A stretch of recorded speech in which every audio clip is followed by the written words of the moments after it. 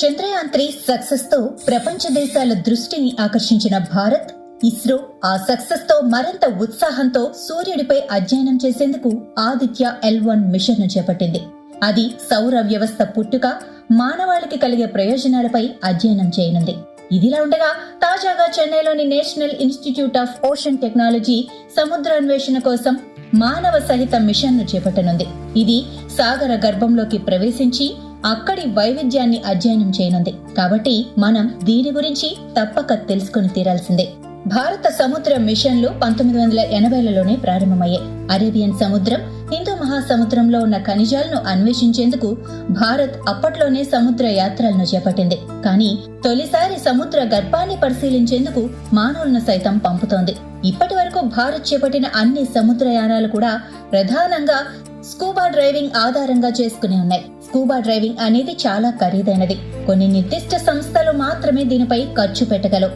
Scuba driving చేసేటప్పుడు oxygen cylinder లో మీరు నీటిలోకి వెళ్లినప్పుడు కేవలం అక్కడ మీరు 45 నిమిషాలు లేదా 1 గంట మాత్రమే ఉండగలరు. అలాంటి డ్రైవ్లు రోజుకు 2 మాత్రమే చేయగలరు. ఎందుకు అంటే ఒక వ్యక్తి నీటిలోకి వెళ్లినప్పుడు అతని శరీరంలో నైట్రోజన్ పెరిగిపోతుంది. అది అతని శరీరంపై ప్రతికూల ప్రభావాన్ని చూపుతుంది. క్లుప్తంగా చెప్పాలంటే స్కూబా డ్రైవింగ్ లో అధ్యయనం చేసేందుకు చాలా తక్కువ వ్యవధి ఉంటుంది. మరింత లోతుగా వెళ్లలేరు. సముద్ర గర్భంలో వాతావరణాన్ని పరిశీలించాలి అంటే మాత్రం జలాంతర్గామి సాయం తీసుకోవటమే సరైనది. ప్రస్తుత ప్రయోగంలో జలాంతర్గామి సహాయంతో సముద్రం అడుగున 6000 మీటర్ల లోతుకు మనుషులను పంపనున్నారు.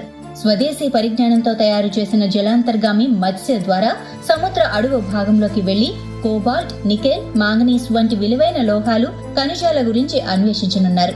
వచ్చే ఏడాది తొలినాళ్లలో చెన్నై తీరంలో బంగాళాఖాతంలోకి 3 ఆక్వానాట్స్ ను మత్స్య ద్వారా పంపేందుకు ప్రస్తుతం ఏర్పాట్లు చేస్తున్నారు.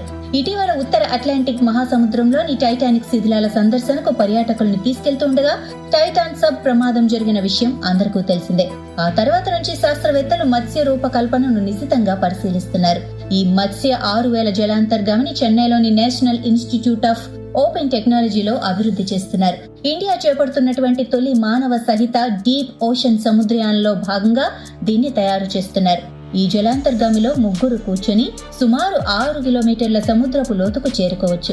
దీనివల్ల సముద్ర వనరులను, జీవ వైవిధ్యాన్ని సైతం అధ్యయనం చేయవచ్చు అని పరిశోధకులు అంటున్నారు. సముద్రాన్ని ఎందుకు అధ్యయనం చేయాలి అని అన్నప్పుడు భూ ఉపరితలం 70% పైగా మహాసముద్రాలతో నిండి ఉంది.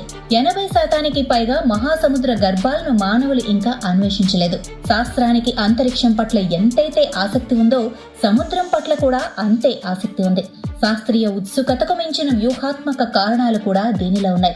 ఏ దేశానికి చెందిన తీర ప్రాంతం నుంచైనా 230 మైళ్లు లేదా 370 కిలోమీటర్ల ప్రాంతాన్ని ఆ దేశ ఎక్స్క్లూజివ్ ఎకనామిక్ జోన్ EEZ అంటారు. ఈ జోన్ లో ఉన్న మహాసముద్రం, దాని లోపలున్న వనరులు, జీవ వైవిధ్యం అంతటిపై ఆ దేశానికే హక్కులుంటాయి. భారతదేశానికి 7,500 పైగా కిలోమీటర్ల తీర ప్రాంతం ఉంది. 12 ప్రధాన, 200 చిన్న నౌకాశ్రయాలున్నాయి. దేశ ఆర్థిక వ్యవస్థకు ఇవి కీలక పాత్ర పోషిస్తున్నాయి. భారత ఎక్స్క్లూజివ్ ఎకనామిక్ జోన్ 23,05,143 చదరపు కిలోమీటర్లు. కానీ ఇప్పటి వరకు కూడా సముద్రంలో చాలా భాగాన్ని అసలు అన్వేషించలేదు.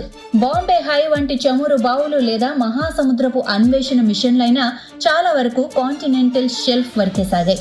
కాంటినెంటల్ షెల్ఫ్ అనేది సముద్ర నీటిలో తీర ప్రాంతానికి ఆనుకొని ఉన్న లోతు లేని ప్రాంతం. కానీ సముద్రయాన్ మిషన్ అంతకు మించి అధ్యయనం చేపడుతోంది. సముద్రాలు కేవలం ఖనిజ వనరుల కోసమే కాకుండా జీవ వైవిధ్యానికి, వాతావరణ మార్పులను అరికట్టేందుకు అత్యంత కీలకం. కార్బన్ ఉద్గారాల ద్వారా భూమిపైకి వచ్చే 90% ఉష్ణోగ్రతలను మహాసముద్రాలే గ్రహిస్తూ ఉంటాయి. ముఖ్యంగా భారత్ వంటి దేశాలలో వ్యవసాయం, దాని సంబంధిత ఆర్థిక వ్యవస్థ అంతా ఋతుపవనాలతోనే ముడిపడి ఉంటుంది. ఋతుపవనాలు సముద్రంపైనే ఆధారపడి ఉంటాయి. అందుకే ఖచ్చితంగా భారత్కు సముద్రంపై అధ్యయనం చేయటం అత్యంత అవసరం. అయితే ఈ సముద్రయానికి మత్స్య 6000 అని ఎందుకు నామకరణం చేశారు అంటే, మొదట చేప అనే పదానికి సంస్కృత రూపమైన మత్స్యను ఈ జలాంతర్గామికి పేరుగా ఎంపిక చేశారు. ఆ తర్వాత ఈ జలాంతర్గామి 6000 మీటర్లు అంటే 6 కిలోమీటర్ల సముద్ర లోతులోకి వెళ్లనుంది.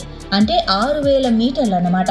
కావున దీనికి మత్స్య 6000గా నామకరణం చేశారు. ఈ విధంగా మత్స్య 6000 పేరుతో ఈ జలాంతర్గామి సముద్ర రహస్యాలను అన్వేషించేందుకు సముద్ర గర్భంలోకి వెళ్లనుంది.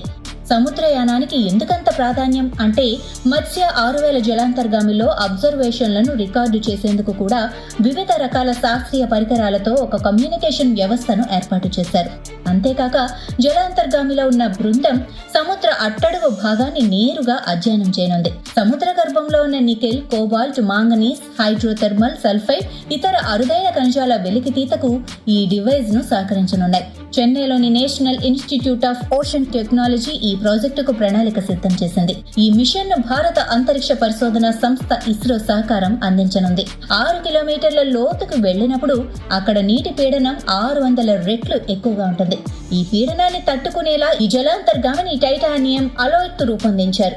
ఇప్పటి వరకు సముద్ర పరిశోధనలు చేసేందుకు మానవ సహిత submersible America, Russia, France, China, Japan మాత్రమే రూపొందించాయి. భారత్ రూపొందించిన మత్స్య 6000 ప్రస్తుత ప్రయోగ దశలో ఉంది.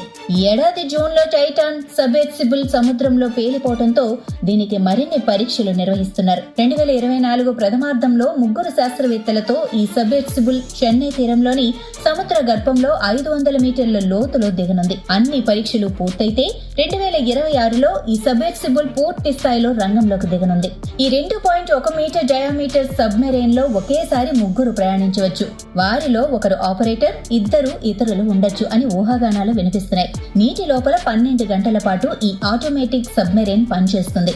అత్యవసర పరిస్థితులను ఎదుర్కొనేందుకు 96 గంటల పాటు ఈ సబ్మెరైన్ లో ఆక్సిజన్ సరఫరా చేసేలా ఏర్పాట్లు చేశారు.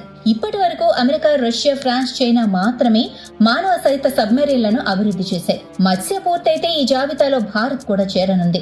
భారత అంతరిక్ష పరిశోధన మిషన్లు చంద్రయాన్, ఆదిత్య L1, గగన్యాన్ల లాగానే మత్స్య 6000 పేరు గల సముద్రయాన్ కూడా భారత్ కు అత్యంత ప్రతిష్టాత్మకమైన ప్రాజెక్ట్. 2023 సెప్టెంబర్ 11న చెన్నైలోని NIOT ప్రధాన కార్యాలయాన్ని సందర్శించిన తర్వాత భారత్ ఈ మిషన్ ను ఆవిష్కరించేందుకు సిద్ధంగా ఉందని కేంద్ర భూశాస్త్ర మంత్రి కిరణ్ రిజిజు సోషల్ మీడియాతో వెల్లడించారు. ఈ జలాంతర్గామి సముద్ర జీవ వైవిధ్యానికి ఎలాంటి హాని కలిగించదు. ప్రధానమంత్రి బ్లూ ఎకానమీ లక్ష్యాలను ఈ మిషన్ మరింత బలోపేతం చేస్తుంది అని తెలిపారు. ఈ ప్రాజెక్టు గురించి క్లుప్తంగా చెప్పాలి అంటే భారత్ ఏకకాలంలో గగన్యాన్ ద్వారా అంతరిక్షంలోకి, సముద్రయాన్ ద్వారా సముద్ర గర్భంలోకి, అక్కడి రహస్యాల గుట్టును విప్పేందుకు మానవ సహిత మిషన్లను పంపించేందుకు సంసిద్ధమవుతుందన్నమాట.